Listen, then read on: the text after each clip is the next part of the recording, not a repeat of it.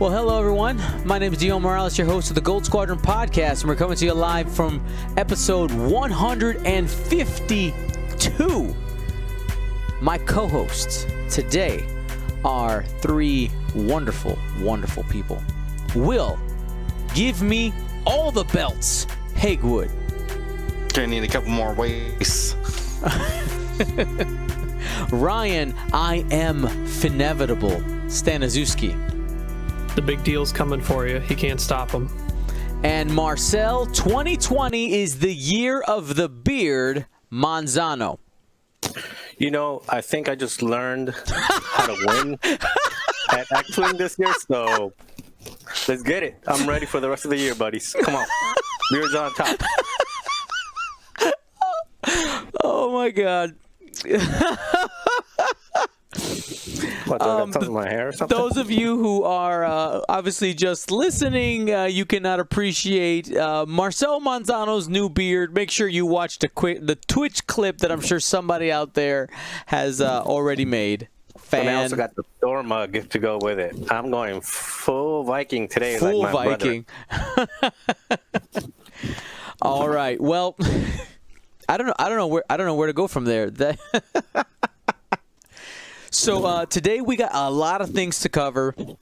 Of course, if you're plugged into GSP, you know that we just had our Space Jam tournament, and I want to tell you guys it was a resounding success. Like, I'm super happy how everything went, and I immediately just started working on a couple of other things, and let's go ahead and start announcing some of those couple of things. Let me go ahead and do a thing here. Make a new tab. There we go. So the first question that people started asking once I put out the Space Jam was like, Dion, are you going to do them at any other times to kind of be convenient for different parts of the world? And the answer is yes, and I have your dates. What I don't have for you is when are we going to be opening registration.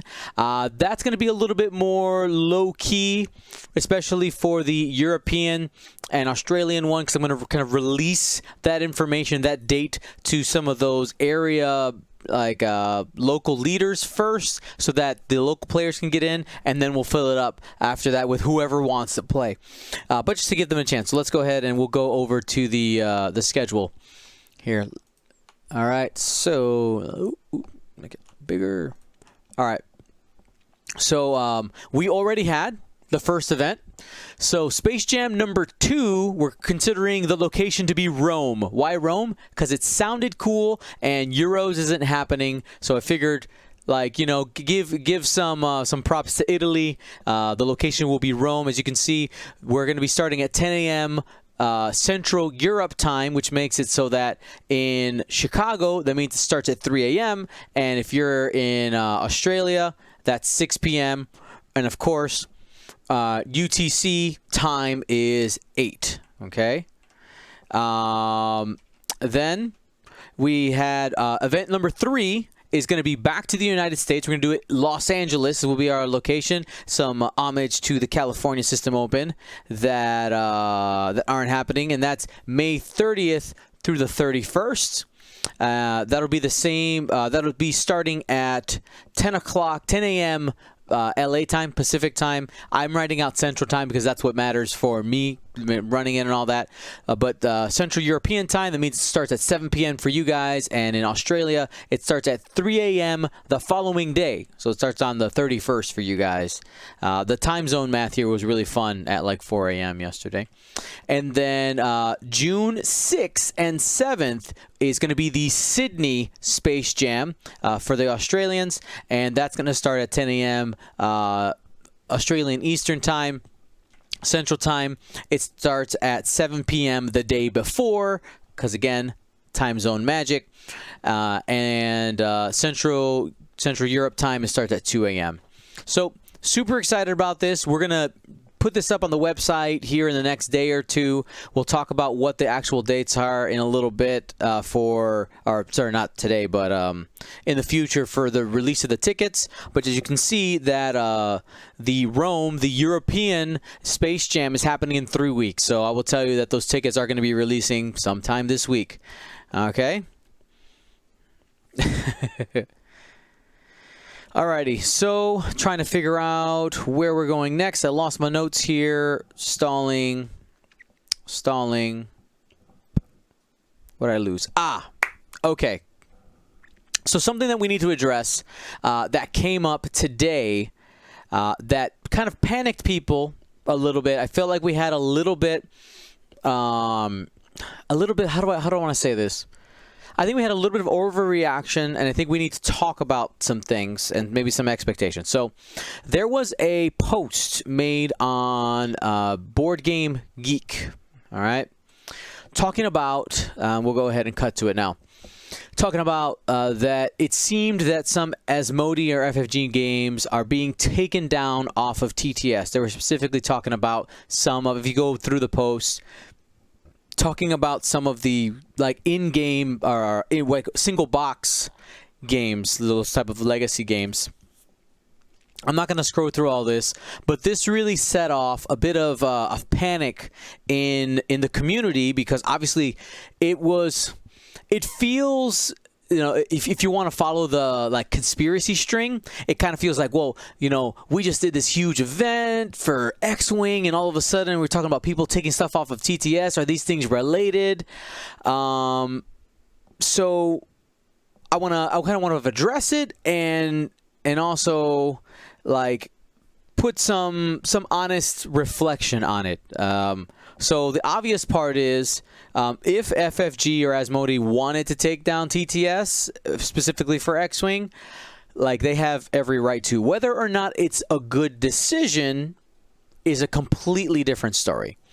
But this is also the reason why, like, you know, the TTS devs specifically, when I've spoken to them, like they don't, they try to be as not threatening as possible. Like they don't have any way to get them money or anything like that because they just want it to be open and free for the players. And Will, Marcel, and Ryan, what I want to kind of get from you guys is, what are your thoughts on, or maybe anything you want to interject about this topic, just before we just kind of hit it and leave, because we got a bunch of other stuff to talk about. So the thing that I saw earlier is that there was another game that got that had some kind of wrist slapping, and it did have to do because of monetized tournament. But I don't know the details about it or anything like that. It was in one of the when it was originally brought up and we were looking through everything, and I was just researching some stuff, it came up. But it seemed to be like an isolated thing, and that's the only thing that it's something like that. So is it an issue? Maybe. Is it an issue for on Asmodee's side or Disney's side? Maybe. But I think ultimately, you know, you play with what you can and you have, and you know, they own, FFG owns the game, Disney owns the license, and that's going to happen on Vassal, that's going to happen anywhere else. I mean, you can't, it is what it is, you know. If they decide to crack down on things like streaming or alt art and things of that nature, I mean, that's kind of on them. And I think ultimately I see it hard for them to really do anything about it, mostly because it's what's keeping the game relevant for them. And it's bringing more players in, and ultimately everybody who plays online will eventually play in person, and it's like free advertising for them, it's free marketing for them. You know, they don't have to go through the trouble of setting it all up. So the more people play, and the more other tabletop simulator. I mean, what those like maybe 16,000 people, I think, on Tabletop Simulator on Saturday. Like when you log in and you see how many games are going on at the same time, there was like 4,000 or 5,000, and then you multiply that times 2, maybe 3, to get how many people were actually on tabletop, and that's exposure that X-Wing gives to those people that are playing board games, but they may not be playing X-Wing. Great. Ryan? So I do agree when you say like they have every right legally to do what they want because it's their license, it's the game. It may be more on the side of like FFG might not have a problem with this, but Disney might have a problem. You know, if that is true. This is a one article thing. It looked like a very forum post based thing. It's someone just like, oh, this thing got taken away. What happened? It's hard to say where to point to, what the reasons are. It's timeliness. It's pretty bad because theoretically, like TTS is what might help keep interest in these games for the game companies. And in terms of the conspiracy theory, like currently that's all it is. Once Will is done with his thoughts, his opinion, Dion, I'd like to hear from your side, organizing it all. If you feel like you would need to make any adjustments to the events going forward just to safeguard them. And because some people's concerns that I had seen kind of randomly posting online in discussions were, there was an entry fee that might be a problem. But then on your perspective, when you made it originally, it was helping to make sure that the people weren't just going to sign up and not show up. Like right. If it was free, your concern was, well, there's no commitment level. So there was the commitment level, and I guess a question from the general audience may be, did all the entry fee go to prizes and shipping of those prizes? Did any of it did all of it or some of it also go to paying the judges? Like, how did that break down for you, if you're willing to elaborate? No, yeah, actually, I literally worked on the budget. I will tell you that we lost money on Space Jam. So if you want to know, because I did pay, all the judges got paid, the producer got paid, we paid for all of the prizes that were made. We have the belt, we have the acrylic, we have the shipping that I calculated yesterday, and because we did open it up to the entire world, when you ship to places like Australia, especially, like the shipping over there can get pretty crazy, and it just the cost goes up. And then that is also that in order to again, like the whole thing, I don't want to share people's business, but then I also have someone who I'm currently have hired to ship stuff for me. And I put that into my costs so that they have some money coming in, because right now they can't work. They're not working. They're off from their job. So, it's one of those where we had to put in money to make sure that all the things got covered, because I don't want it to come out of, like, I would have had really extra levels of feels bad if I would have put in all the money that it took to put on the tournament, and then people don't show up. But anyway. That's you asked for the info, there it is. Like, I'm not going to share specific figures because that's people's personal business there, but for instance, like when I'm looking for the UK and the Australian one specifically, in order to cover the cost and not lose money, I'm going to have to raise the price a little bit. Like, that's just the truth. But at the same time, that's where we are right now with that. Okay. I think on my perspective and other heroes' perspective, and like across the board, I think that's actually nice of you to share all that. I didn't expect you to share all that much detail, even though you didn't go into specific figures, which I would never expect you to anyway. But I think that was good transparency for Dion. Yep. And last but not least, Mr. Hagewood. Oh, so I got lost in all the numbers and stuff. No worries. We're talking. About basically about the tinfoil hat stuff here. That's what the original question was. Hats. Yeah. No, I wouldn't worry too much about it. I mean, there's a lot more like, what do I want to say? Like smaller like indie games that are on Tabletop Simulator. And I would assume that those smaller games would be more actively working towards it. Like there's a pretty wide variety of games, so I think X-Wing, for the most part, might just get lost in all of those games. So I don't really see them coming too quickly for it. Maybe, I mean, like on a long enough timeline, but the reality is that it's good. What's good for the community is good for the game. Is really, I think, the best way to put it.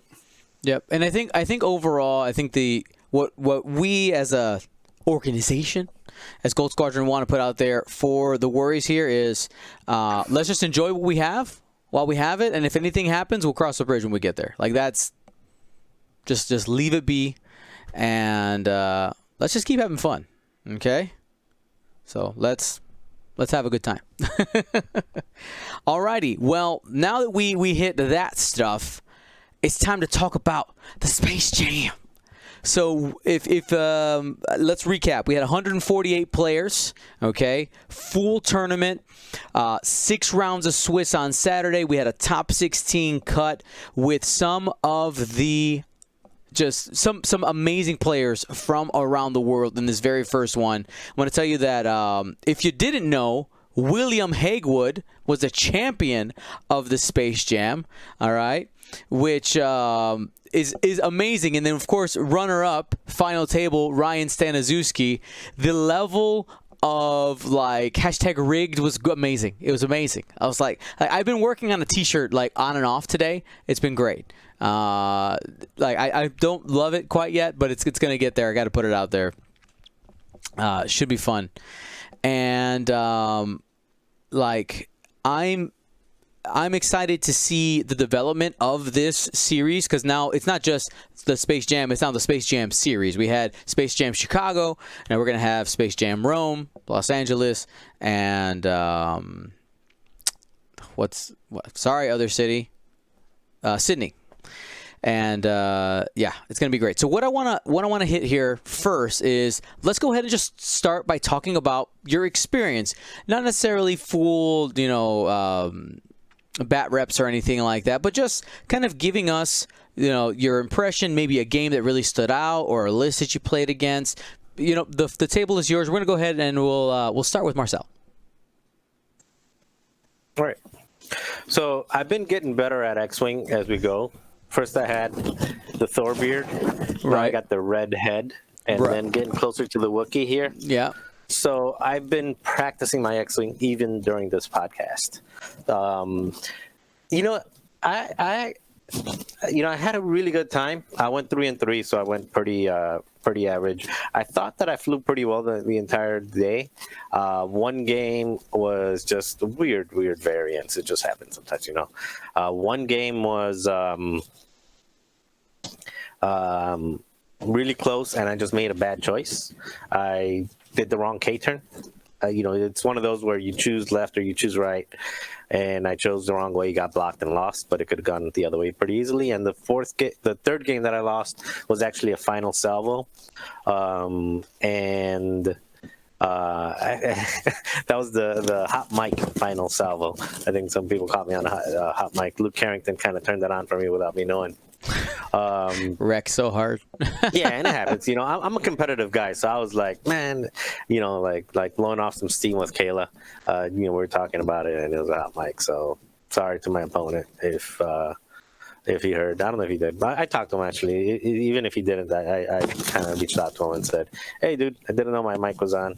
But it's one of those things we actually talked about. It's like where you need to communicate early, and that was one of those situations where we did not communicate clearly, and we were both running by a different premise. But even then, it was a final salvo, which is, they're always interesting. That means that they're close games, and the other 3 games were, again, kind of went my way. But overall, I thought the tournament was pretty well, and even though I was out of it pretty early, I was 1-3 because I lost 3 out of my first 4. I was still actually having such a good time that I decided, it's not like another tournament. I actually decided to just kind of play it out and just enjoyed the final 2 games kind of like with absolutely zero pressure. Mm-hmm. And everybody that I played with during the matches was fun. I enjoyed the chat. Actually, that's something that I enjoyed a lot, was the Space Jam chat, the Discord chat that was going on. So usually when you're running a tournament, you might talk to 1 or 2 or 3 people at a time between rounds, but this time it felt like everybody was in the same, everybody's voice was being heard and everybody was talking with everybody. So that's something that I thought was different on the online side of it than playing in person. I'm going to have to take off this, man. This is too hot. The hat, it's too hot. So I'm just going to have to use some hair dye instead. But yeah, I thought that was one side of it that I appreciated more than some of the in-person games, is the fact that chat was that global chat. Everybody was talking and contributing, and it felt like more inclusive than in an X-Wing game where you might only talk to your opponent and maybe 1 or 2 other people in between. Yeah, the global chat definitely took on, like, I knew I wanted it to be a place where I could communicate, but it was awesome to see it become a place where it basically was that table where everybody's standing around talking, essentially, and it was awesome. So, Ryan, you're up. How was your experience? So I actually started out the day facing, you put me up against a local of mine, Tommy Ryan, who became known as the insane strength of schedule man of Swiss, who had a 0.81 strength of schedule. So if anyone who's aware, that's insane. Most strength of schedules float near the top somewhere around mid-50s, mid-60s. Some creeping into the low 70s. He faced me in the first round. He beat me. He had, which my list, for those who aren't aware, I took a variation of It's the Resistance. I had ZZ, Greer, Zari, Rose, and Finn. Very similar loadout to what you would expect. The Finn's got Optics Finn.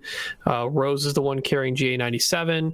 Zari, Greer, both crack optics, or no, heroic optics, and ZZ is crack optics.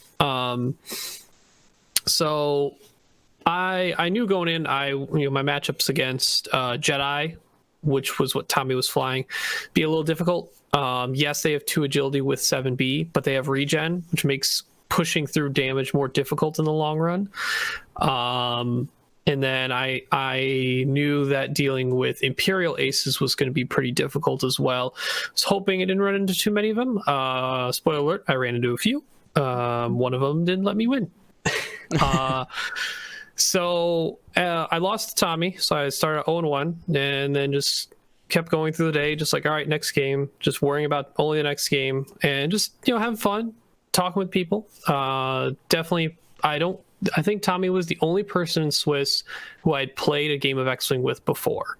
Everyone else in Swiss I had not played with, which is cool. And a lot of people during the Swiss day were very excited to, a couple of them mentioned like, oh yeah, no, I would never get the chance to play you besides this setting or Worlds. Like, this is really cool. This is ran pretty well. Overall, throughout the day, everyone was really positive. Just had a really good feeling throughout the day. I did end up the day winning out the rest of my games and going 5-1, and went into the next day of the top cut. So I get to tell my wife that there's another day where I might not be able to spend a lot of time and do stuff. It's just all X-Wing for the next day of cut. First round, I made a pretty big mistake with ZZ. that I got bailed out with my dice a little bit on. I misjudged a straight maneuver distance on ZZ, which kept ZZ on a gas cloud, but on the wrong side of the gas cloud, where I thought the slower move was going to put ZZ on the cloud, but obstructed. I chose the faster one. Wasn't fast enough. I was still on the cloud, but passed it, and Soontir looked right at me, target locked, and got his focus with crack shot, and I rolled the 2 of aids to live because he got the string of 4. And then ZZ shot back and just straight killed Soontir. So that snowballed that game, which was a Trip Imperial Aces list against George L. I forget his exact last name right now. I think it's Labasur. He was actually flying one of the only triple ace Imperial versions that was not the standard of this event, which was Whisper, Grand Inquisitor, and Vader. He instead chose Vader, Soontir Fel, and Fifth Brother with passive homing missiles, which, if you recall from our showdown, we had Will, who was using Fifth Brother, and I had him ready in the list of my Imperial version to use. Still a very good piece. And then after I was able to close out that game from that early swing, I moved on to facing Boba Fett against Cam Murray, Canadian X-Wing player who I had a chance to meet and talk with a little bit at Worlds and beyond that.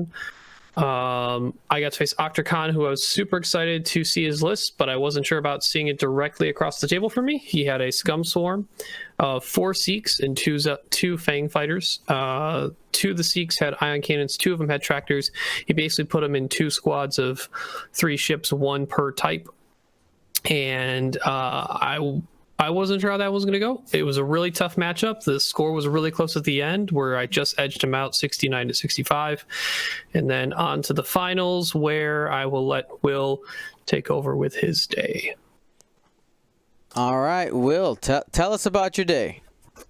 So I'll start with the list. I'm flying modified Force Aces, or I wouldn't say modified. You call it FCS Force Aces. Because I don't believe in the passives. Not on beta anyways. And it's strange because like I don't normally fly triple ace. That's like not my archetype at all. But I have flown each of those ships very often, like Echo and the Phantom in general. I've flown a lot. Vader is pretty much the whole reason why I'm flying the list. And I was flying a lot of like Inquisitors and like Fifth Brother, things like that. So I was very familiar with the Grand's V1 chassis as well. But I was still had to shake off a little bit of rust in the first couple rounds. I was actually listening back to your guys' commentary, yours and Dion's and Ryan Farmer's, and you guys just kept saying how aggressive I was being of just coming in and just trying to take a ship off the board. But I didn't know. I'm not really sure how you arc dodge. So Arc dodge win? What is this arc dodge you speak? I don't know what this arc dodge is, but if there's less arcs on the board, I bet they're easier to dodge. So I just kind of continued that strategy. Going through trying to like find basically like key targets to just take off the board to be up on points and have less shots coming in, less meaningful shots. And that strategy was working great until I faced Octocon in must have been round 4, I think. No, it was round 5. That makes sense. Yeah, because we were both 4-0.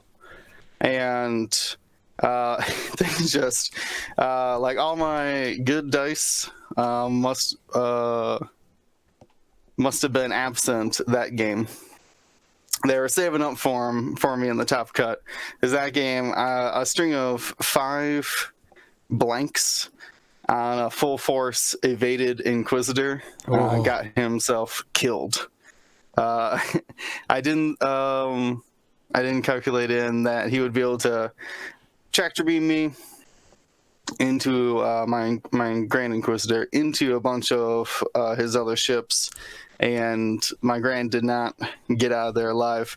And then basically the same thing happened to Whisper the next round. And I was like, well, this game is over. Vader's already trying to not get shot at and is on the run. And I have halved one M3A. Great. So That was round 5, right? Yeah, that was round 5. I was able to finish off. What's it, Tommy? Yeah, I played Tommy last round, who Ryan was talking about. And that was man, that was we have some of the most mobile ships in the game, and we basically just flew straight at each other. Like not like complete joust, but like we all like 5-forwarded and 3-banked and whatever. The first round was like, let's just get this over with. This is going to be a lot of shooting, a lot of things that don't hit. So, but I will say, if you're watching me fly Grand, I'm pretty dumb. I just keep target locking things. Nobody wants to shoot at Grand for some reason, which makes sense. But so you have to do things to basically provoke people into shooting him, just like leaving him tokenless. Be like, oh, I'm easy points. Come over here, shoot some lasers this way. So I was trying my best in that, but my normal extreme aggression with Whisper, there's a clutch round in that to where I knew there was nothing I could do on Whisper's dial other than just like bug out, right? And that might not even have worked, to not take shots from 2 of his Jedis. So I just had to grit my teeth and just cloak up, because I was already hurt. And I was able to take no damage while I was cloaked from these Jedi, and I was able to push my damage over, my damage output over his at that point in time. So I was barely able to pull that off, and that got me into the top 16, where I was basically doing the same kinds of things. I faced a lot of swarms. I flew aces because I didn't think there was going to be swarms. But I faced a Drea swarm in the cut, a Vulture swarm in the cut. And both times I was able to take down their key pieces early. I took down Drea right away. And then the Outlaw. What are they, Feathin Outlaws? Feathin Outlaw, yep. Mm-hmm. I was able to take that down about mid game against the Vultures, and that helped out a bunch, because then it was just picking off what was left with the rest of the aces. I'm trying to think that I basically used that same strategy. You guys, you're refusing to put that list on stream, which is fair. Until the top 4, and I basically just had to use that same strategy. Man, that top 4 game was rough. It may not have looked it, but I was gritting my teeth the whole time, like really questioning what I was getting myself into, because it's Sloan on a decimator with a bunch of TIE fighters, and you just cannot shoot those TIE fighters. Double stress your aces, and then everybody gets offensive mods on you. That sounded like the dumbest tactic ever. I was like, well, we're just going to completely ignore those TIE fighters and do everything we can. I'm not going to shoot them if I have any shot on the decimator. I'm taking it on them. I got my Whisper in a really good position, but I think the move of that one was that 5-forward with the Grand. 5-4. He dedicates 3 of his TIE fighters to go get the Grand, hiding in the corner, and he has 5-4s right over him. Yeah. Oh my. We freak out. We were just like, what? Oh my god. Trust me, I was like, I really wanted to just target lock and sit there, and be like, yeah, eat my modified dice. But I had to be calm and patient and be like, no. We don't waste this. Don't take advantage of him not being able to get shot. So I think that was pretty much like most of it was just me trying to like just keep like repeating to myself, be like, hold on, you don't need to go full aggression all the time, just most of the time. Less aggression when things start dying. But after that, it was the A-Wing found me and Ryan, which Dion, you had predicted as well. You had told, I forget what you told us. I think we were going into the top 4 that Ryan was on the other side of the bracket as me. Yep. I was like, it'd be crazy. It'd be crazy. It was great. You guys did it. Yeah, the final. I think we just basically decided that it's just a really good matchup for me. Like the Imperial Aces, like Ryan had said it too. Just the not like low amount of attack power, but like the low amount of like dice. Like they're always just like two dice attacks, and those Imperial Aces can shake that off a lot as long as they're not focus fired. What'd you think of the final, Ryan? Yeah, I had to try and find a way to put my ships in a position where like I had an opportunity to put a lot of guns on something early and get Finn in the best spot I could. I was kind of surprised you'd given me the room on the back side of the board to place Finn there, but granted, you had the speed of the ships to go fast enough to leave him in the dust. Before the first engagement turn, I was really thinking hard that where Zizi and Zari were, they were both on the sides of the debris where they couldn't do straight maneuvers. And I was like, man, is it worth doing like some crazy 3-bank barrel roll boost to try and like block Vader somehow? I just opted into putting as many arcs in his direction as possible, and trying to hope that like the shots coming from Whisper and Grand Inquisitor didn't add a ton of extra damage. And at least where Vader ended up in front of Zizi with the crack shot, it made you make the decision of, do I take the crack shot or do I give Finn an unobstructed shot? I don't know which one's really right mathematically. That was the escape lane on that, honestly. Yeah, I looking at it later, I was like, okay, well, it was probably because like you're looking at Zizi. That also means your straight maneuver would go through the debris just like mine would have if I would have went for it. So taking the barrel gives you the out for the next turn, or the K turn if you really wanted it to. So. Right, and I think that's what I was getting really good at. I will say, like, this is some every game that I played was probably like some of the best ace flying I've done in a long time. But like you being able to basically cycle, I was getting really, really good at just cycling them out.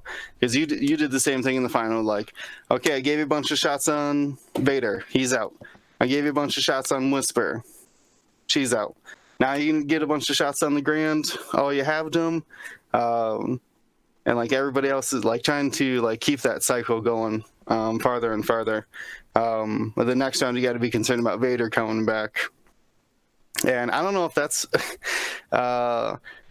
what they mean by arc dodging, but it's what you had to do to avoid all those shots. Yeah, the cycling out with aces is just as important as quote unquote like actually arc dodging, like making your opponent change their target as much as possible and making that target not super easy for them to get a bunch of shots on. And that's what I like in a lot of my lists, is the ability to turn on something when I want to. That's why like the vultures with struts, like I can pretty much turn on whatever I need to in most cases. A-wings, they can turn on whatever they need to. When I utilized Braylon, I made sure I had Cassian so he could do red maneuvers as necessary, even from when he was stressed. I like being able to be extremely flexible and quick with the need to change with my target priority, that I'm not locked into like once I start moving towards something, I'm kind of stuck that way for like a turn or two. That makes sense to me. I think it's the same reason why we were both looking into like Proud Tradition. Just time on target is so important these days. Hey guys, I gotta take a second. Thank you to Marcel Manzano for gifting a sub to Tim Hendricks, and also earlier I had to make sure to say it out loud. Thank you to Danko Wiskin. Sorry, continue. No, that was pretty much it. Yeah. Unless Dion, you got any questions or about the final or? I mean, I'll say one thing is I never used my jam action until that final round. Will. You never got used? I've used it on Rose in other games outside of Space Jam, but throughout the entire event, I was ready to use Rose's jam, but jamming that target lock off Vader to make sure he didn't 4K dunk on me was the first time I used it.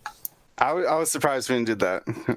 I was. Well, Rose was at 1 health. I didn't expect her to live anyway. Yeah, there's 1 health and there's modified 3 dice attacks coming in. Something's gonna hit. Yeah, I wasn't. I wanted to force. So if you did the 4K, that shot would have been less helpful from Vader, and like it has a chance to force you to shoot the other ships, or you just bail out and Rose will die anyway at I5.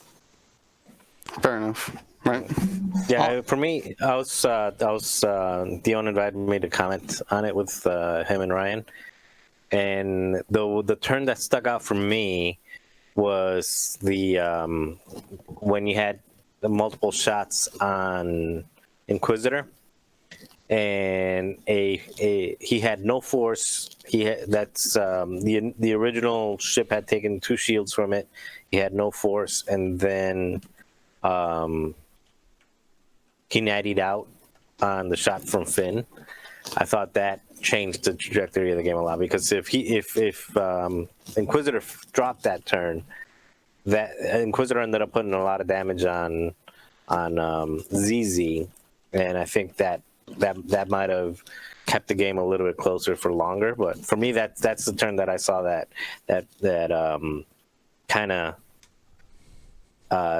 kind of sealed the coffin for you, Ryan, because he was in a really good spot to put some hurt on Inquisitor. Yeah, basically after that middle scrum, the turn before where I got a solid shot with Finn onto Whisper, and Whisper only has 1 evade, and I do 1 damage. And the next turn I have Greer and Finn shooting into Grand Inquisitor. And Grand actually, I think, nattied from Greer, and Finn did the half health on the Inquisitor. So, I mean, dice happens there. We're going to look into doing, if people may have heard from the event, a crate tape style review of this. Dion, me and Will talked about it afterward. We like to make sure that we have a third person with us and we go over with the game that has never seen it before. Ooh. So that they can get a fresh take on everything that each of us did. And they can ask their questions won't be necessarily, they won't be scripted questions. They'll be actual questions. Like, wait, why did you, what? Yep. What happened? All right. We got to find somebody.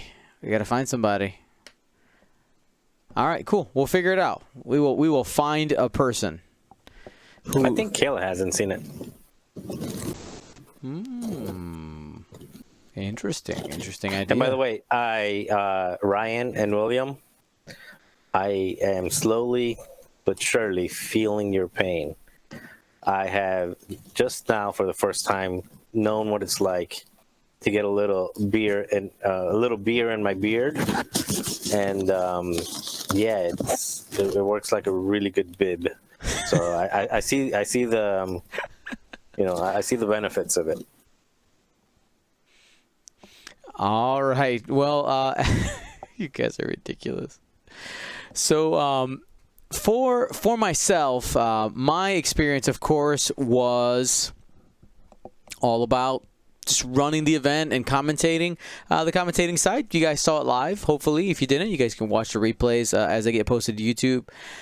But the organizing side, I had mentioned it to the guys before we started the show today. Like, I'm like stupid tired right now, not because the event like wore me out or anything like that, which I was like normal tired after it, but I had so many ideas, thoughts, things to make better for next time afterwards that I stayed up to 5 a.m.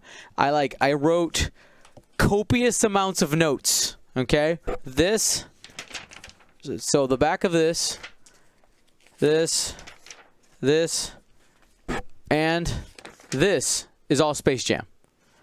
Just because I was just like, all right, what are some things I can make better? What are some things I could refine? I tried to address people's issues that they had. I was making notes during the thing. So overall, it was really successful. I will tell you the biggest issue we had, the bottleneck we found, and this is like with anything, is you got to figure out what is the thing that's going to slow you down the most. And we discovered that the bottleneck was actually tabletop.to. Okay, it's absolutely amazing piece of tech. The issue was that when we had 148 people plus any spectators who were looking at it on it and calling for it at the same time, the server load it just couldn't take it. So as soon as we were done that night on Sunday, I actually went and I went and contacted Dennis, the guy who runs it, and said, Dennis, what can we do to make it so that the next time we do this, we can avoid some of these issues? We talked about some things back and forth, and basically, and as of right now, I'm sending him the dates that we announced today, and we're gonna try to have just more infrastructure, more headroom, server-wise, available for that, and just put in some more. What's the word I'm looking for? Some more safeguards to avoid that bottleneck. Yeah, so that was how many. That's where we were. How many other games run tabletop? Is it like a very popular across all types of games, like online games as well, or video games, or is it just really like a? It's just tabletop. I mean, it's just because it's literally called. I know it's in the name, but right. Yeah. But I mean, the software works. So if you're running like an online game and like a Street Fighter game, it's like I mean, you can use it just the same. So yeah, I know that when you go to create a tournament, there's lots of other games listed on there. I mean, off the top of my head, looked like 25-ish games. As for its popularity, I know in the X-Wing community it's pretty popular. I don't know about other games, but I would probably argue that X-Wing is most likely the most popular one. Again, I don't know that, but that's what I would guess. Yeah, and the reason I ask is because server loads with a couple hundred people seems, it's like it's a different type of server load and lagging between a couple hundred versus, again, tabletop tabletop simulator, which will have 10,000 plus. But yeah, so we it just the whole, again, I'm not a computer expert guy, okay? So but Dennis said that he's got some ideas on how we can improve the experience and make sure that the issues, the lag that we did experience won't happen again, or at least will be lessened. And honestly, on the fly, and this was like shout out to my staff that day, I came up with a solution really quickly. I was like, all right, what we need to do in the last 15 minutes, we were collecting scores another way, just with a Google form, and we had the judges putting in the scores, and in that all of a sudden our wait time decreased significantly, and rounds 4, 5, and 6 were so much smoother and more connected. And that is that we only ended the first day, I think we ended 40 minutes late from what I had expected, which I think is honestly amazing. And assuming that everything works the way it did for Space Jam 1 and Space Jam 2, Episode 2, it should honestly end right on time. I'm assuming, knock on wood, Cello, where are you? Right there. All right. Should be good. But yeah, so that was my experience. If you guys have any questions about our experience, this is a wonderful opportunity for you guys in the chat to go ahead and just throw some questions out there, and we'll address them as we get going through our script. Because the next thing we're going to do is hit the metadata. All right. So with the Space Jam being the biggest X-Wing event in the vicinity, time-wise, for months. We got a lot of data, a lot of interesting things that, of course, we were running extended, but I think there's still some really cool stuff that we got from there. And over the next few weeks of the Space Jams, we have 4 of these events plus a showdown. I think we're going to see a meta develop. Now, you could actually see, I felt, and you guys jump in here if you guys want, I felt like we saw some of the influence of the little bit of the hyperspace experience that we had. I felt like I saw some of the influence of that in our extended list results. Would you guys agree?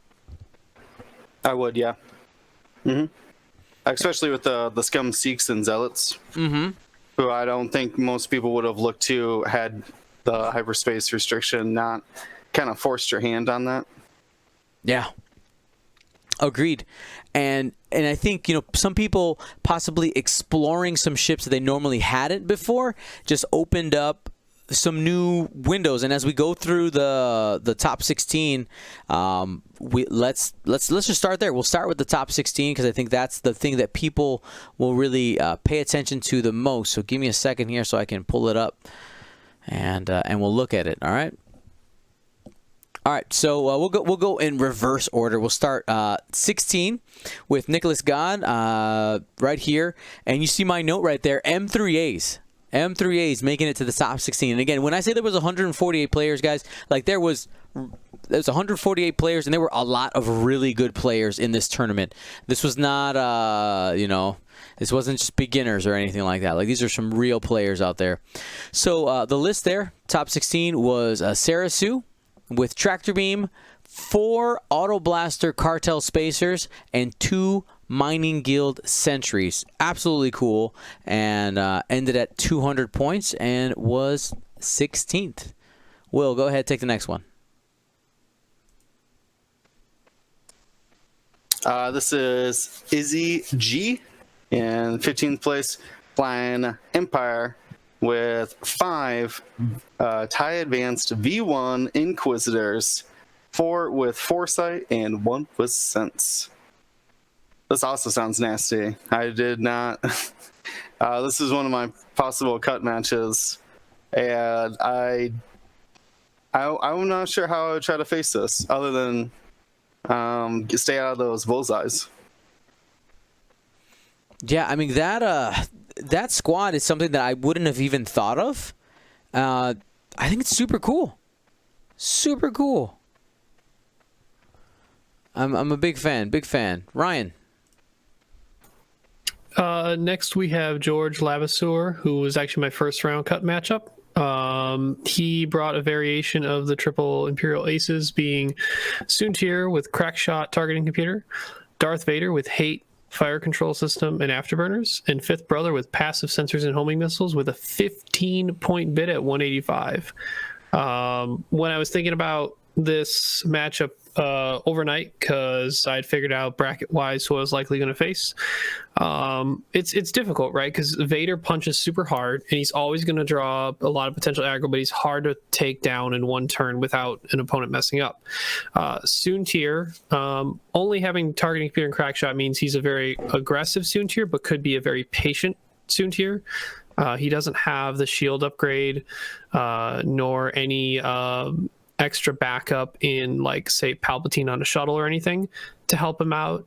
But you can't really let the Fifth Brother do whatever it wants. Like, I ideally wanted to have shots on Fifth Brother to force him to spend his force so he couldn't have his ability for the homing missiles.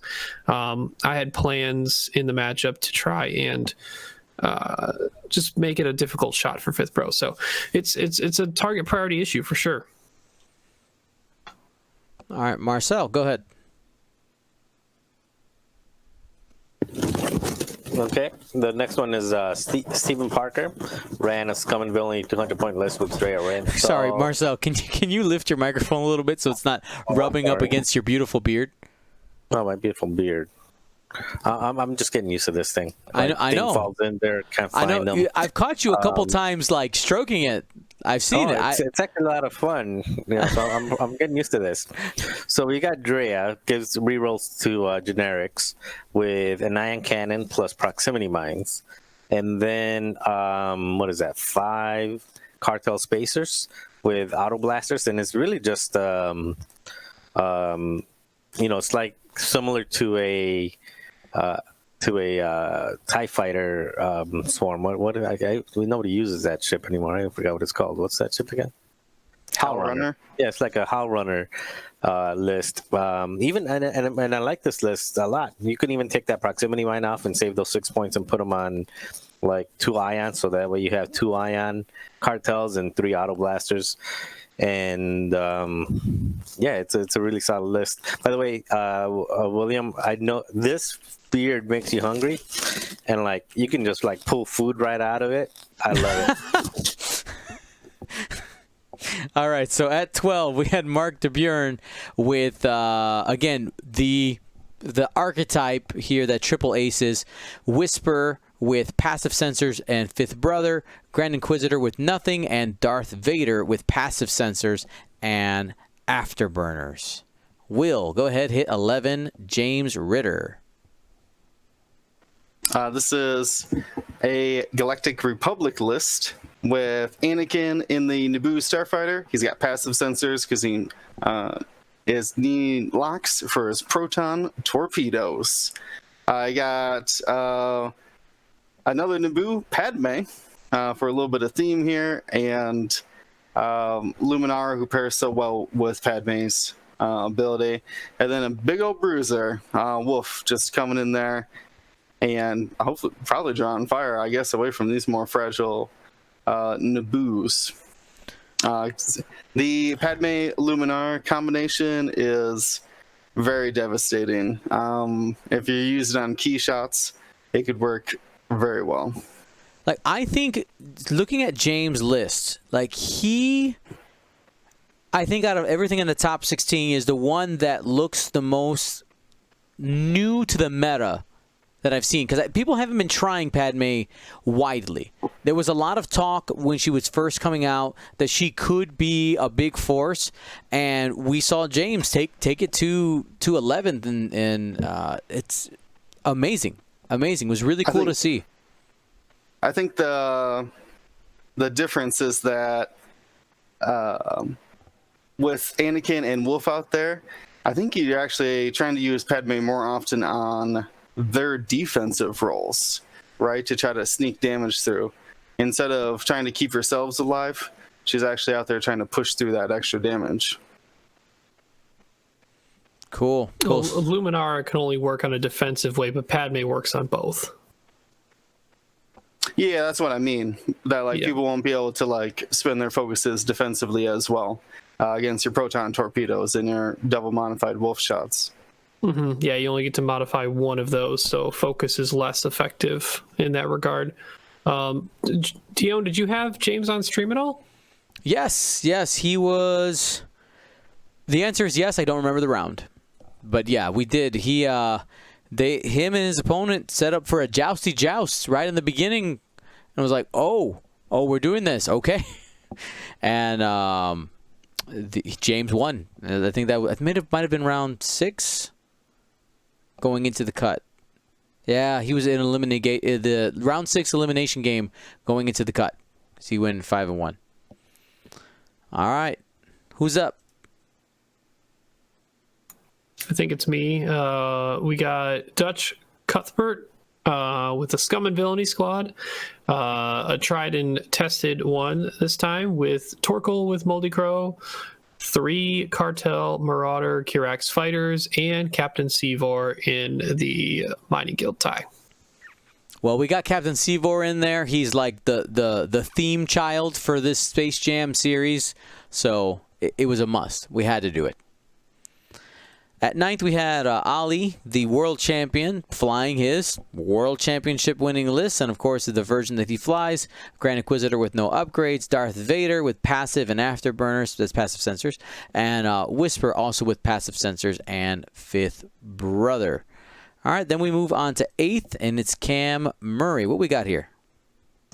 We've got Fen Rao, and this is one of the ones that probably came out of the not probably that came out of the hyperspace meta that we just did. It's Fen Rao in the Fang with Fearless, and then Boba Fett with Lone Wolf, Darth Maul, Proximity Mines, Contraband, Cybernetics, Shield Upgrade, and Slave 1 coming in at 188 points. And the difference being between hyperspace and now is you're really not fighting for bid as much. Hyperspace is more of a bid race, where a race to the bottom, where extended really isn't. So he can get up to 188 versus keep that 182 or 183 where this list lays in hyperspace. If I do recall correctly, Cam Murray did actually take this to, I think, at least top 64, if not top 32 at Worlds. So he did already play this in extended format even before Boba Fett was very predominant in hyperspace. So he had some work already. He had some work. All right. Who's up here? Is it Will? Yeah, it's All right. me. Look at this squad, man. I do love this squad. So this is Captain Sebastian at 7th. Yep. I was flying. This is a Scum and Villainy. Starts off with a couple snapshot carriers. Probably the two best Scum ones. So you got Captain Seavor, who can use his ability on a snapshot to jam you. Then also Tyranny Kolda, who can activate his Bullseye token stripping / damage ability on snapshot as well. I got R5TK on Tyranny in case the ship you want to damage bumped into you. You can actually shoot a friendly and then trigger that Bullseye ability and damage the person who you blocked. Of course, you got to risk shooting at one of your other ships, but whatever. That's the Scum way. Then I also have another Kimogila, Dalen Obros with Contraband Cybernetics. And the last ship is Torkoal Mux with Seismic Charges and Moldy Crow. So you're taking a lot of shots, a lot of jams, a lot of automatic damage, or potentially a lot of automatic damage from these ships, even before your ace gets to fire.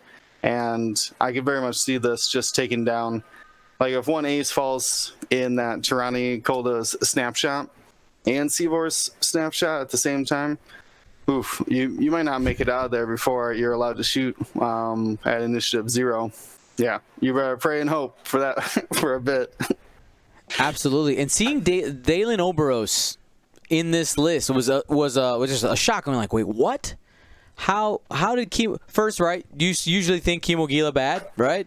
But no, 7th out of 148, and to see Dalen in there. Dalen has a like a regen-esque ability where you're stealing shields from your opponent. Pretty cool. Definitely would like to chat with Captain Sebastian about his matchups and just kind of get a little more insight onto into this list. Ryan, I want you to go ahead and cover this one here. Dylan Fernandez with some Separatist Swarms. Yes, and this was our only Separatist in the top 16. A reemergence of the energy shell charges. We have not seen those in quite a while perform at this level, but we do have the traditional TA 175 as the tactical relay of choice, just on a Feathen Outdraw pilot on the Bubble Lab. So he went super cheap to give as much room for his upgrades as possible, because his other ships, he had 1, 2, 3, 4, only 5 vultures, all with grappling, stress, and energy shell charges, and then 1 Techno Union bomber Hyena with landing struts and the Dark One probe droids. So if a ship decides to fight you and is locked by all that, it's probably going to die. Because 5 energy shell charge shots with target locks is ridiculously scary. That probably scared a lot of people from engaging, or at least a lot of singular ships. So this definitely preys upon the smaller ship count lists. I remember facing this in the cut, and he put like 4 or 5 locks onto my Grand, And I was like, nah, I'm good. I'm good. I'm gonna go over here then. I'm not gonna go into that with the guys that'll have locks. I'm surprised he locked your Grand, or was that the only ship that was in the area with the probe droid? He locked the Phantom and the Grand because they were the ones who were trying to go on the flank. Okay. And I was baiting him with Vader when he didn't put any locks on Vader. That was Vader's time to shine. And Vader turned right in on him. Well, if there's anything I know, I faced Vader a few times with swarms, and Vader can just start chewing through them really easily. All right, here at 5th, we had Eno with a list that I'm sure makes Marcel just smile just a little bit, at least half of it. Marcel, talk to us about this list. Sure. And this is something that we've seen and that I lost to in our store tournament. Somebody was flying Boba Fett. I think it was, oh God, he's going to kill me. Anyway, he beat me in the store tournament. Oh God, you're going to help me later, right? Think of the guy's name. Boba Fett. This is Boba Dengar. Yeah, Boba Dengar. That's oh, what you're talking about Johnny. You're talking about Johnny. Sorry, you said Johnny, Boba Fett. yeah, thank you. It was Johnny. Yeah, Johnny whooped me with this to win the store tournament. But yeah, so it's Boba and Boba Fett and Dengar. Boba Fett has crack shot, maul, proton bombs, rigged cargo chute, which is an interesting choice instead of contraband, shield upgrade, and slave 1. And Dengar has Predator, Han Solo, contraband cybernetics, shield upgrade, punishing 1, and R5P8, which is the re-rolls. And definitely a surprise to see 2 large ship, 1 any jump masters. This was the only jump master in the cut. And I don't think anybody brought Namlam, which I think is probably the most cost effective, and he was in the tournament but not in the cut. Yeah, that nobody. Yeah, so that's a surprise. But yeah, I mean Dengar, just Dengar with punishing 1 is at 54 points. So that is, I mean, Dengar is a real steal, cheaper than Quick Draw, and with more hull than Quick Draw, and his ability procs more often than Quick Draw. So really, really smart choice there, bringing Dengar. And yeah, I'd be interested to see how some of these how he flew some of these and how it came out. What's the bid? 196, and yeah, not that big of a bid too. So well done. Much love, much respect. And to see the Predator around there too, saying I'm going to get bullseyes. I'm going to get bullseyes. Yeah, yeah, why not? Again, I was expecting like expert handling and then rigged contraband cybernetics, but you know, obviously he knew best. He's at 5th. All right, so here at 4th, we had Richard Herman, who flew a Decimator to great avail. He had Rear Admiral Chernu, had Darth Vader crew, Admiral Sloan crew, 000 gunner, BT-1 gunner, hull upgrade, and the Dauntless title, and paired that with 4 Academy TIE Fighters. This is another one where I would love to pick Richard's brain and talk to him about his matchups. We did see the matchup versus Will, and the list did not perform there. I mean, Will did exactly what he had to and just annihilated the Decimator. But I'm curious to know how many of his opponents like went for the TIE Fighters first, because it felt like, and Will, if you could jump in here, like I felt like. So his opening felt very rehearsed, right? That kind of edge. He was going around the board edge. He started on one side, and he just kind of was circling the map and hoping to meet with the TIE Fighters in the front first. Do you think maybe some people just went for the TIE Fighters first, and then that's when just everything went bad? I don't know if it would be like a first thing, but he was because he was leading with them, I assume, all the time. He from the pictures I got from him playing Ollie, it looked like he had the same formation and setup and stuff. So, but yeah, he led with the TIE Fighters, just hoping that someone would do what I was explaining earlier, is just come in and take an arc off the board, right? Yeah. But that when you do that, the following round, like Rack could kill you, right? with a Darth Vader and a range one shot, and like you don't get no mods. Maybe the Force, right? Because you're double stressed, and he's trying to think here. Calculate, VT1 rack, rerolls from Sloan. Like it's his shots coming in pretty heavily modified on you if you're double stressed out there. So I could see, yeah, if you just like, oh man, and just like the problem of just like accidentally killing a TIE fighter too. I'm just being like, oh, Ooh. like I was like, oh, I'll let those two go through, and the TIE fighter's like, I'm not even gonna spend my focus. I'm doing my job right now. I could see very much. Luckily, I had. I was listening to you guys' commentary, but luckily I had fast, maneuverable, high initiative ships, so I could see where that decimator was. If that decimator could like spook up on you, I could see it being a real bad time. Oh yeah, let's keep it going here. Ryan, let's talk about Acta's list. So he brought a 6-ship scum list, 2 Zealous Recruit Fang Fighters, 2 Tractor Beam Cartel Spacers, and 2 Ion Cannon Cartel Spacers.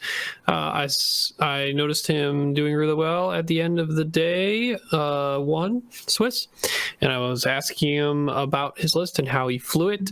He flew it, it sounds like, where he had 2 squads of 3, where each piece that is duplicate was separate in their own. So you had a Fang, a Tractor, and an Ion. Fang, Tractor, Ion. And it seems like, at least when he played me, not sure what he did against you, Will, but he set one of the squads up in the middle and one of them in one of the board corners. I don't know, did he have a different setup? It sounded like he had practiced when he was talking to me multiple setups, and he specifically did more of a stalling one with me because I had its Thursdays with Finn. What did he do against you? No, he set them up in 2 different squadrons, if you will. One of each type of tractor, or excuse me, one of each type of cannon, followed by a zealot, kind of leading the charge on them. And then basically played the waiting game. He was very, very patient. Knew that like long range engagements would benefit him. More than it would benefit me. So just played the waiting game. Just hung out in the big open space where you want to fly your 6 ships with hard ones. Very cool, very cool. All right, and of course, we've already talked about Ryan and William's list. And yeah, that was our top 16. Now, what I want to do here, we have just some other breakdown data. No, we're not going to spend too much time on these, but I want to show you guys that it is compiled and I'm going to make it publicly available for you guys. And just kind of looking at, the overall performance of each faction. So you can see here, it was so what I did is I took the top 8 for each faction and basically just did some basic averages. And you could see the lower the rank is, the better that you did. And Scum and Villainy, out of all of them, when it came to Swiss rank, did absolutely amazing. An average rank of 10.5 versus the worst, which was the Resistance, with an average rank of 59.75. So kind of rough. And then when you look at representation, we also have percentages in there. So 36% of the field, did really, really well out there as an average. Pretty awesome. And yeah, so again, this is just data that we have out there. What I wanted to look at here was some of the other things that we compiled, and that was, here we go, pilots. Pilots for each faction that were really popular. We're not necessarily talking about how they did, but this gives you representation of what people, their initial thoughts were and what they wanted to bring. Now, just to clarify, when it says number of squadrons, so let's say somebody that says Epsilon Squadron Cadet, that means if somebody brought more, like if I have 8 Epsilon Squadron Cadets, it still only counts as 1 squadron. So what I'd like to do is we're going to go down each faction, just if any kind of thought, idea, data that you could just kind of pull from here rather than just pulling numbers. I'll go ahead and go first just to kind of give an example, guys. So one of the things that surprised me here, looking at first order, if I go back and I'm going to reference the faction number. Oh no, where my factions go? There.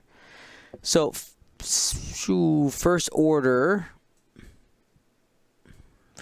First order was there was only 10 first order lists. There were only 10 first order lists, and to see that only 2 of them, like this representation of the aces being so low. So Kylo, only 2 squads took Kylo. Only 2 squads took Hollow. And like I was just really surprised to see that. I thought that even with those low numbers, we would have seen more people bringing, I think, Ryan, you said it before we started. There were more Lieutenant LeHughes's in the tournament than there were Kylo Ren's or Hollows. Like, I think that's kind of crazy. All right. Well, Will, since you were our Empire guy for the weekend, what are your thoughts here looking at the Empire breakdown?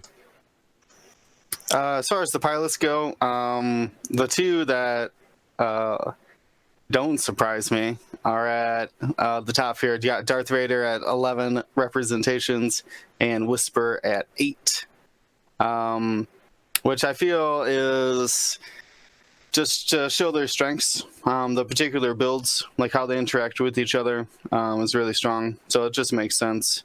I do see just a large span of pilots, but I'm trying to look through here, and it seems like it's mostly aces. I don't see hardly too many different variations of swarms or mini swarms. I see a Captain Jonas in there, so I assume there was a bomber swarm or something. Mm-hmm. I think the one thing that popped out is the first generic that makes sense is Inquisitor, but the next one, 4 different lists took Scimitar Squadron bombers. 4 different lists. That makes sense. I saw Vader Soontir and then that Jonas one. So actually, that Jonas one might have been with the barrage gunboats, potentially. So yeah, obviously a big emphasis on these force-using aces, and then of course Jendon as well. Jendon still a powerful support piece. Excellent. Marcel, let's go ahead and take a look at these Republic pilots. Obviously, the Republic, there was only 11 squads out there, but what are some things looking at this data that you can kind of pull? When you're not muted. There you go. There I am. And when my alarm is not going off. Yeah, actually, I was looking at Rebel, but we'll go Republic. Let's see. I mean, you can do both. That's fine. Sure, I'll start with Rebel. I was just thinking, Rebel had... the thing that caught me is 35 people took Rebel. There was 35 people, and the 10 out of those... There was 10... Wedge. So Wedge was Wedge followed by 10 no, but there was 10 people with Wedge, and none of the 35 Rebels made the cut. So I thought that was pretty telling.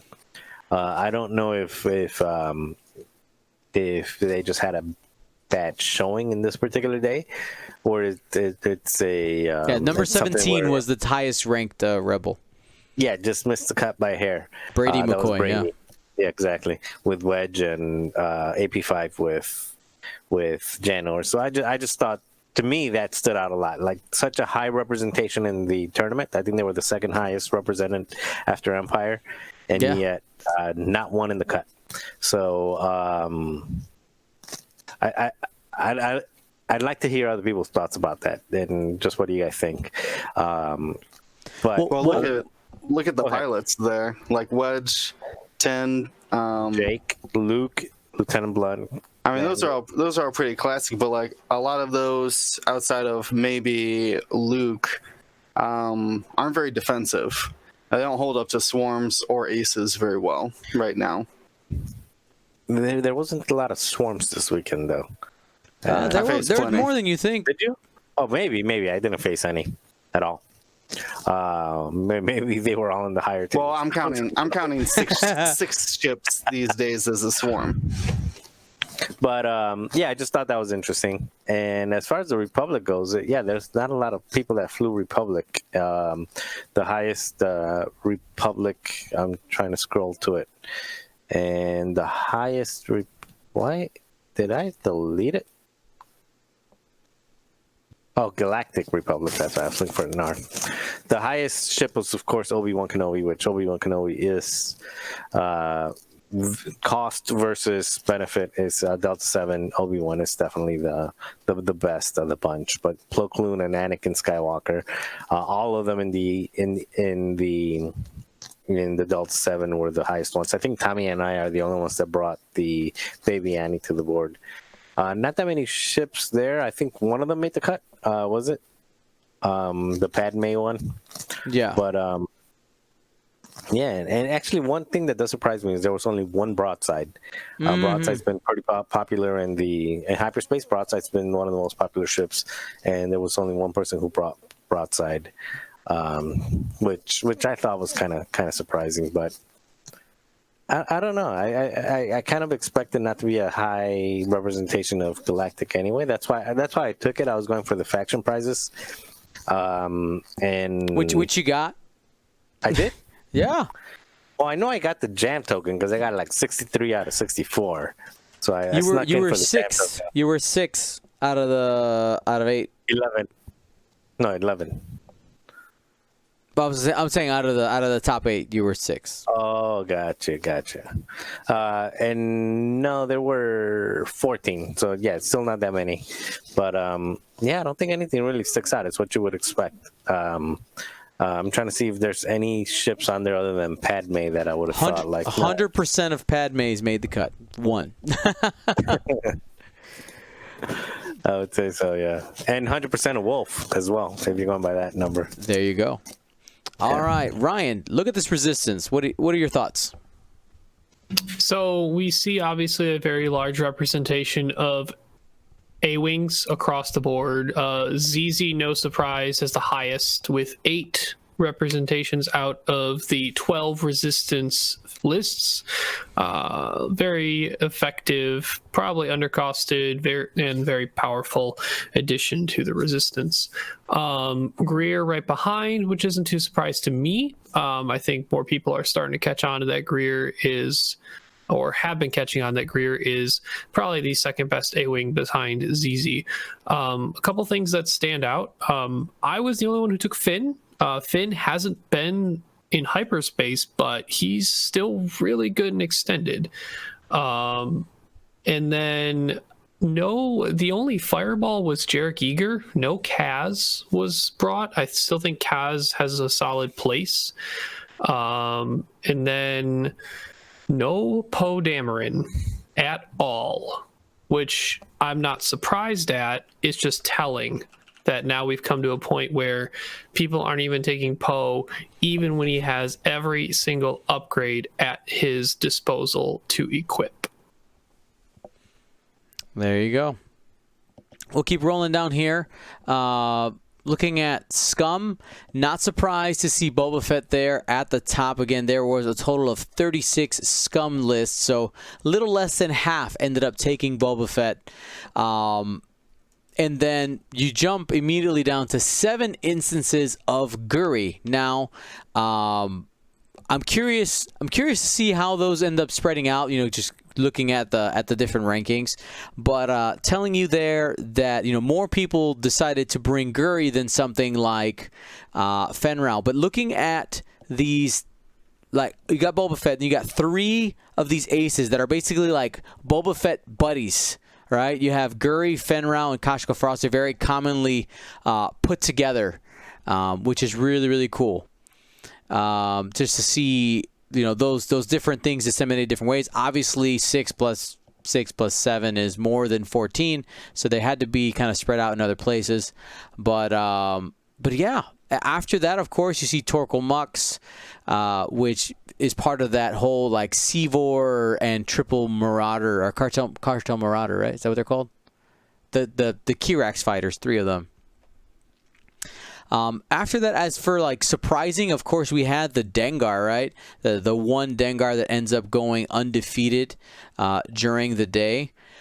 And then the Dalen Oberos as well. Those are just the surprises. And the question is, whenever you see these outliers, is like, was that person like had that just perfect balance of like had good matchups, they they had good luck that day, or have they found something? The one that just really stands out to me is the Dalen Oberos. Like, teach me. I want to know what happened. Like, how did this happen? It's fantastic. You made the cut, went super far. That's great. And then as for generics, you're just kind of looking for them. You see the Cartel Marauder there, and was kind of surprised to see only 2 lists had the Zealous Recruit, but that's where we are there. And last but not least, Ryan, go ahead and just take the Separatists as well. So for the Separatists, no surprise. Obviously, the Trade Federation drone of the Vultures, the Techno Union bomber of the Hyenas. The 2 baseline droids in each of their class, the fighter and the bomber, topping the list. General Grievous and Seer. Feed the Natural Pilot, all your Belba Labs. Whether Grievous is actually carrying a tactical relay is up to you, depending on how you use them in your list. I guess one thing that was really telling, and it may be people's don't really want to use right now, whether it's on an unfun basis or maybe they think the tractor effect with its change helped enough to keep the ship from high prevalence, but no Sunfok at all. We had Chertik, we had a Stalgaz and Hiveguard, we had a Gorgol, we have a Petronaki Arena Ace, but no Sunfok. I think the only list that had that I'm aware of that performed well, that utilized a non-swarm type, was a Grievous bombardment drone, DBS 404, and Chertik, kind of like a variation of XY Squad at Worlds, where it was those I-4 or mid-range ships with nasty punching power and abilities. Fantastic. So, we went through all that data. There's definitely more that you can you can pull from here. We're going to make all these links available for you guys. But I'm excited to see, and this is something that we're going to hit next week. How do we think things will evolve? Because right now, there are a bunch of people who are playing, smaller tournaments out there in their either local leagues, or there's some other just public tournaments that are open. But the large tournaments, the Space Jam scale tournaments, are going to be that premier level feel. And how do we think, from after seeing this data and it becomes public, how do we think things are going to evolve? We're going to hit that next week. Unfortunately, because of time, I do need to cut off the podcast. We had some lists of the week and question of the week that we did have, but I think it was really important for us to go ahead and spend the time on here. So I want to say thank you to everybody who watched this weekend. Thank you for everybody who listened. And we're going to go ahead and cut off for tonight. But thank you for everybody here at Gold Squadron Podcast. My name's Dion Morales. Gold Squadron out.